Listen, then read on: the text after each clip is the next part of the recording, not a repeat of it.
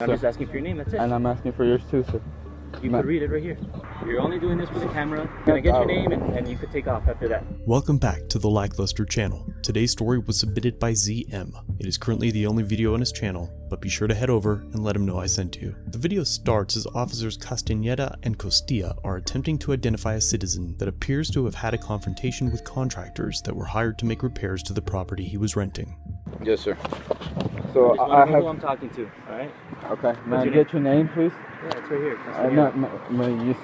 What is your name? You said you were giving me your name. Yes, sir, I am. Pull out your camera to record me. Yes, sir. I'm just asking for your name, that's it. And I'm asking for yours too, sir. You could read it right here. Castañeda, and can I get your badge number 2181? Yeah, what's your name, name, officer? Castillo, 2182. Thank you, sir. You already told me you were going to give your name, and I'm waiting for that. Yes, sir, but as well, I have not committed a crime or there is no probable cause. You're only doing this for the camera.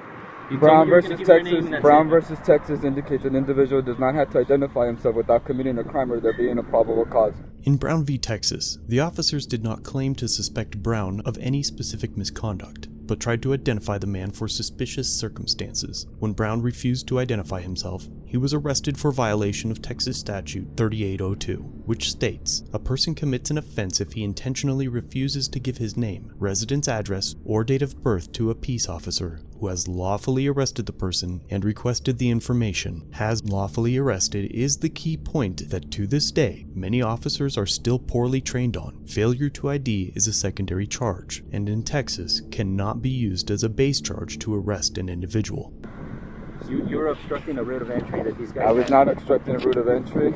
I was verifying the information because we haven't received the proper notices to be claiming this property. And you're not the owner of the property. You're a tenant, right? Exactly. And as well as the property owner and the real estate company never received any type of notice for this code compliance. You were arguing with the guys, not letting them do their job. No, I was not arguing with them. That's why we got called out here. I was not arguing with them. I was yelling. Can I get your name and you could take off after that?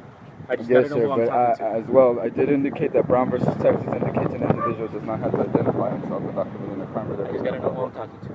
Really. You told me you were gonna give me your name, and then you pulled out your by camera Fourth Amendment, by Fourth Amendment, am I being detained or am I free to go? What is your name? I already told you. Once I get your name, so that way I know who I talk to. No, I understand that, officer. And I answer no questions. I do have the Fifth Amendment, which is freedom of speech. That is a question, sir. What's your name? I am recording you guys right now. You are. I know we are. So, what is the crime that I've committed or the probable cause for me to identify? I told you you were obstructing a route of entry. I was not obstructing. They called us out here because apparently you were getting pretty aggressive with them.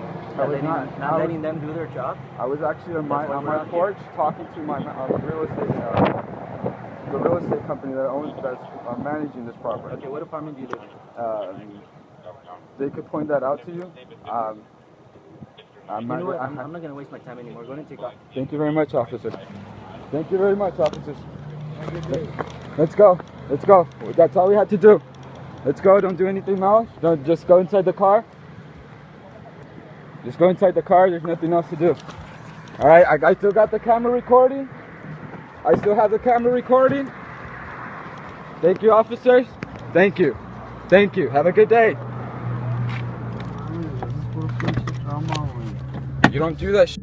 Two sets of rights are coming into conflict here. The tenant's right to quiet enjoyment and the landlord's right and obligation to repair and maintain their own property. Landlords in Texas are required to provide written notice of entry onto tenants' premises. However, no notice period is specified under Texas law. 24 to 48 hours notice before entering a unit is suggested, and based on other states' models, reasonable times are defined as Monday through Friday, between 8 a.m. and 6 p.m. If the work unreasonably interferes with your tenancy, you might be entitled to break your lease, ask for a reduction in rent, relocation assistance, or some other type of remedy. But in the video, ZM claimed that he had no notice at all, and if that's the case, would be able to deny entry to the contractors until written notice of entry had been provided. Comment down below what you think of this interaction, and be sure to stop by ZM's channel and let him know that I sent you. Thank you for watching. If you have an interaction you'd like me to review, email it to me, submit it on my website, or through Facebook Messenger. All links are down below. That concludes our video for today. Please subscribe and turn on all notifications so you never miss a video. If you're old here, like, share, comment down below what you think of this interaction, and consider a channel membership or merch to further support the channel. If you have an incident you'd like us to review, link it down below or contact us through the social media platforms linked in the description.